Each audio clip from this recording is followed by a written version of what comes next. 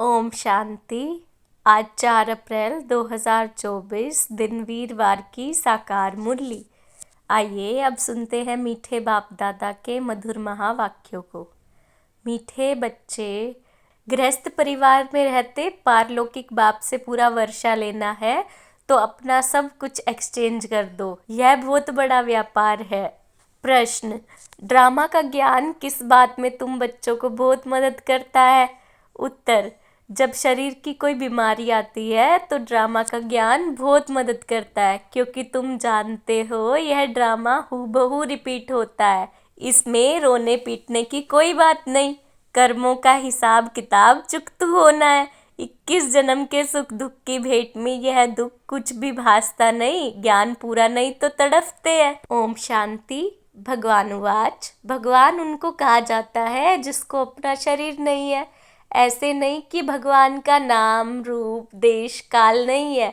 नहीं, भगवान को शरीर नहीं है, बाकी सभी आत्माओं को अपना अपना शरीर है। अब बाप कहते हैं, मीठे मीठे रूहानी बच्चे, अपने को आत्मा समझकर बैठो। वैसे भी आत्मा ही सुनती है, पार्ट बजाती है, शरीर द्वारा कर्म करती है, संस्कार आत्मा ले जाती है। अच्छे बुरे कर्मों का फल भी आत्मा ही भोगती है, शरीर के साथ। बगैर शरीर के तो कोई भोगना भोग नहीं सकती। इसलिए बाप कहते हैं, अपने को आत्मा समझ बैठो। बाबा हमको सुनाते हैं, हम आत्मा सुन रही है इस शरीर द्वारा। भगवान वाच, मन मना भव। देह सहित देह के सब धर्मों को त्याग अपने को आत्मा समझ बाप को याद करो। यह एक ही बाप कहते हैं जो गीता का भगवान है।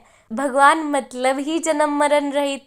बाप समझाते हैं, मेरा जन्म अलौकिक है और कोई ऐसा जन्म नहीं लेते हैं जैसे मैं इनमें प्रवेश करता हूँ।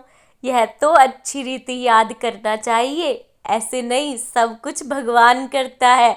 पूज्य पुजारी ठिक्कर भीतर परमात्मा है। 24 अवतार, कच्छमच अवतार, परशुराम अवतार दिखाते हैं। अभी समझ में आता है कि क्या भगवान बैठ परशुराम अवतार लेंगे और कुल्हाड़ा लेकर हिंसा करेंगे? यह रोंग है। जैसे परमात्मा को सर्वव्यापी कह दिया है, ऐसे कल्प की आयु लाखों वर्ष लिख दी है। इसको कहा जाता है घोर अंधियारा, अर्थात ज्ञान नहीं है। अब अज्ञान का घोर अंधियारा है। अब तुम बच्चे घोर सोजरे में हो। तुम सबको अच्छी रीति जानते हो। जो नहीं जानते हैं वह पूजा आदि करते रहते हैं। तुम सबको जान गए हो, इसलिए तुमको पूजा करने की दरकार नहीं। तुम अभी पुजारीपन से मुक्त हुए। पूज्य देवी देवता बनने के लिए तुम पुरुषार्थ कर रहे हो। तुम ही पूज्य देवी देवता थे, फिर पुजारी मनुष्य बने हो। मनुष्य में है आसुरी गुण, इसलिए गायन है, मनुष्य को देवता बनाया। मनुष्य को देवता किए करत ना लागी वार। 1 सेकंड में देवता बना देते हैं। बाप को पहचाना और शिव बाबा कहने लगा। बाप कहने से दिल में आता है कि हम विश्व के स्वर्ग के मालिक बनते हैं। यह है बेहद का बाप। अभी तुम फट से आकर पारलौकिक बाप के बने हो। बाप फिर कहते हैं, गृहस्थ परिवार में रहते हुए अब पारलौकिक बाप से वर्षा ले लो। लौकिक वर्षा तो तुम लेते आए हो, अब लौकिक वर्षे को पारलौकिक वर्षे के साथ एक्सचेंज करो। कितना अच्छा व्यापार है। लौकिक वर्षा क्या होगा? यह है बेहद का वर्षा। सो भी गरीब झट से ले लेते हैं, गरीबों को एडॉप्ट करते हैं। बाप भी गरीब रिवाज है ना। गायन है, मैं गरीब निवाज हूँ। भारत सबसे गरीब है, मैं आता भी भारत में हूँ। इनको आकर साहूकार बनाता हूँ। भारत की महिमा बहुत भारी है, यह सबसे बड़ा तीर्थ है। परंतु कल्प की आयु लंबी कर देने से बिल्कुल भूल गए हैं। समझते हैं भारत बहुत साहूकार था, अब गरीब बना है। आगे अनाज आदि सब यहाँ से विलायत में जाता था। अभी समझते हैं भारत बहुत गरीब है, इसलिए मदद देते हैं। ऐसा होता है, जब कोई बड़ा आसामी फेल हो जाती है तो आपस में फैसला कर उनको मदद देते हैं। यह भारत है सबसे प्राचीन। भारत ही हेवन था। पहले पहले आदि सनातन देवी देवता धर्म था। सिर्फ टाइम लंबा कर दिया है, इसलिए मूंझते हैं। भारत को मदद भी कितनी देते हैं। बाप को भी भारत में ही आना है। तुम बच्चे जानते हो, हम बाप से वर्षा ले रहे हैं। लौकिक बाप का वर्षा एक्सचेंज करते हैं पारलौकिक से, जैसे इसने ब्रह्मा ने किया। देखा, पारलौकिक बाप से तो ताज तख्त मिलता है। कहाँ वह बादशाही, कहाँ ये गदाई, कहाँ भी जाता है फॉलो फादर। भूख मरने की तो बात ही नहीं। बाप कहते हैं ट्रस्टी होकर संभालो। बाप आकर सहज रास्ता बताते हैं। बच्चों ने बहुत तकलीफ देखी है, तब तो बाप को बुलाते हैं, हे परम पिता परमात्मा रहम करो। सुख में कोई भी बाप को याद नहीं करते, दुख में सिमरन सब करते हैं। अब बाप बतलाते हैं कि कैसे सिमरन करो। तुमको तो सिमरन करना भी आता नहीं है, मैं ही आकर तुमको बतलाता हूँ। बच्चे अपने को आत्मा समझो और पारलौकिक बाप को याद करो तो तुम्हारे पाप कट जाएंगे। सिमर सिमर सुख पाओ, कलह कलेश मिटे तन के।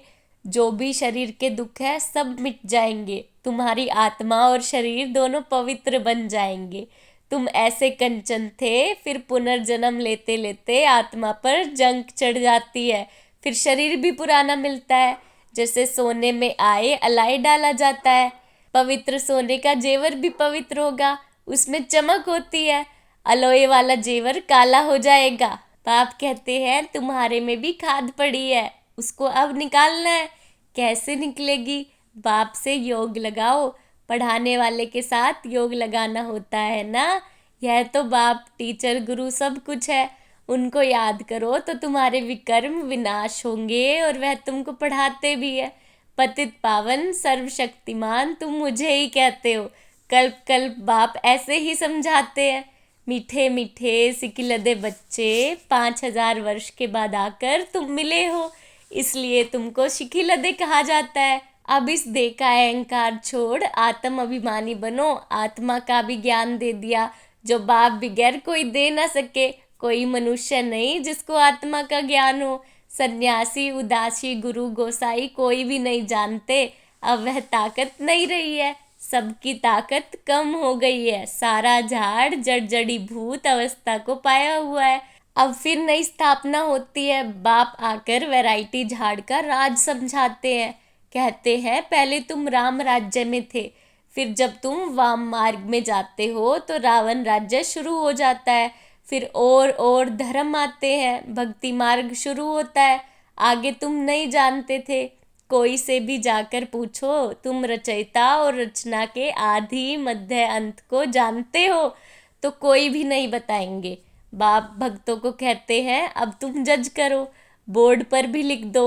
एक्टर होकर ड्रामा के डायरेक्टर, क्रिएटर, प्रिंसिपल एक्टर को नहीं जानते तो ऐसे एक्टर को क्या कहेंगे? हम आत्मा यहाँ भिन्न भिन्न शरीर लेकर पार्ट बजाने आते हैं, तो जरूर यह नाटक है ना। गीता है माता, बाप है शिव, बाकी सब है रचना। गीता नई दुनिया को क्रिएट करती है। यह भी किसको मालूम नहीं कि नई दुनिया को कैसे क्रिएट करते हैं। नई दुनिया में पहले पहले तुम ही हो। अभी यह है पुरुषोत्तम संगम युगी दुनिया। यह पुरानी दुनिया भी नहीं है तो नई दुनिया भी नहीं है, यह है ही संगम। ब्राह्मणों की चोटी है। विराट रूप में भी ना शिव बाबा को दिखाते हैं, न ब्राह्मण चोटी दिखाते हैं। तुमने तो चोटी भी दिखाई है ऊपर में। तुम ब्राह्मण बैठे हो, देवताओं के पीछे है क्षत्रिय। द्वापर में पेट के पुजारी, फिर शूद्र बनते हैं। यह बाजोली है, तुम सिर्फ बाजोली को याद करो। यही तुम्हारे लिए 84 जन्मों की यात्रा है। सेकंड में सब याद आ जाता है। हम ऐसे चक्र लगाते हैं, यह राइट चित्र है, वह रोंग है। बाप बगैर राइट चित्र कोई बनवा ना सके। इन द्वारा बाप समझाते हैं तुम ऐसे ऐसे बाजोली खेलते हो, सेकंड में तुम्हारी यात्रा होती है। कोई तकलीफ की बात नहीं। रूहानी बच्चे समझते हैं बाप हमको पढ़ाते हैं। यह सत्संग है सत बाप के साथ, वह है झूठ संग। सचखंड बाप स्थापना करते हैं। मनुष्य की ताकत नहीं है, भगवान ही कर सकते हैं। भगवान को ही ज्ञान का सागर कहा जाता है। मनुष्य यह भी नहीं जानते कि यह परमात्मा की महिमा है। वह शांति का सागर तुमको शांति से दे रहा है। सुबह को भी तुम ड्रिल करते हो, शरीर से न्यारा हो, बाप की याद में रहते हो। या तुम आए हो जीते जी मन ने, बाप पर न्योछावर होते हो। यह तो पूरी दुनिया पुराना चोला है, इनसे जैसे नफरत आती है, इनको छोड़ कर जाए। कुछ भी याद ना आए, सब कुछ भूला हुआ है। तुम कहते भी हो भगवान ने सब कुछ दिया है, तो अब उनको दे दो। भगवान फिर तुमको कहते हैं तुम ट्रस्टी बनो, भगवान ट्रस्टी नहीं बनेगा, ट्रस्टी तुम बनते हो। फिर बाप तो करेंगे नहीं, आगे पाप आत्माओं से लेन देन होती आई है। अब संगम युग पर तुम्हारी पाप आत्माओं से लेन देन नहीं है। पाप आत्माओं को दान किया तो पाप सिर पर चढ़ जाएगा। करते हो ईश्वर अर्थ और देते हो पाप आत्मा को। बाप कुछ लेते ही थोड़े ही है। बाप कहेंगे जाकर सेंटर खोलो तो बहुतों का कल्याण होगा। बाप समझाते हैं जो कुछ होता है हूबहू ड्रामा अनुसार रिपीट होता ही रहता है। फिर इसमें रोने पीटने दुख करने की बात है ही नहीं। कर्मों का हिसाब किताब चुकतू होना तो अच्छा ही है। वैद्य लोग कहते हैं बीमारी सारी उथल खाएगी। बाप भी कहते हैं रहा हुआ हिसाब किताब चुकतू करना है, या तो योग से या फिर सजाओं से चुकतू करना पड़े। सजाए तो बहुत कड़ी है, उनसे बीमारी आदि में चुकतू होता तो बहुत अच्छा। वह दुख 21 जन्मों के सुख की भेंट में भासता नहीं है, क्योंकि सुख बहुत है, ज्ञान पूरा नहीं है तो बीमारी में कुकुड़ते रहते हैं। बीमार पड़ते हैं तो भगवान को बहुत याद करते हैं, वह भी अच्छा है। एक को ही याद करना है, वह भी समझाते रहते हैं।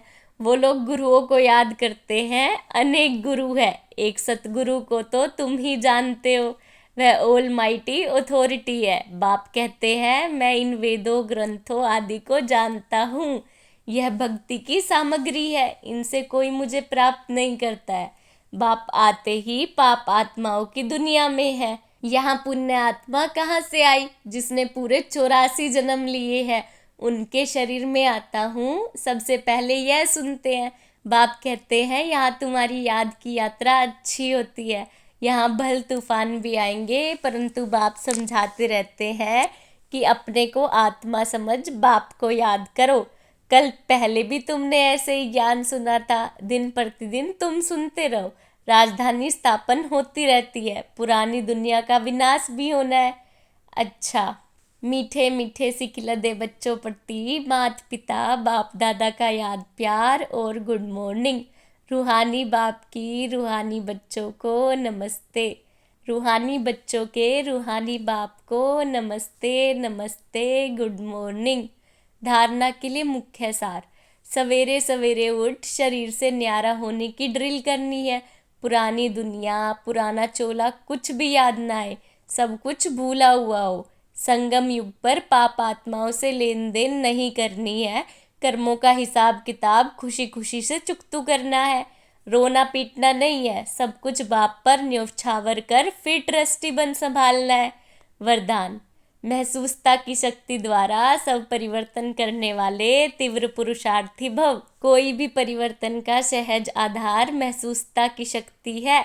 जब तक महसूसता की शक्ति नहीं आती तब तक अनुभूति नहीं होती, और जब तक अनुभूति नहीं तब तक ब्राह्मण जीवन की विशेषता का फाउंडेशन मजबूत नहीं, उमंग उत्साह की चाल नहीं। जब महसूसता की शक्ति हर बात का अनुभवी बनाती है तब तीव्र पुरुषार्थी बन जाते हो। महसूसता की शक्ति सदाकाल के लिए सहज परिवर्तन करा देती है। स्लोगन। स्नेह के स्वरूप को साकार में इमर्ज कर ब्रह्मा बाप समान बनो। स्नेह के स्वरूप को साकार में इमर्ज कर ब्रह्मा बाप समान बनो। ओम शांति।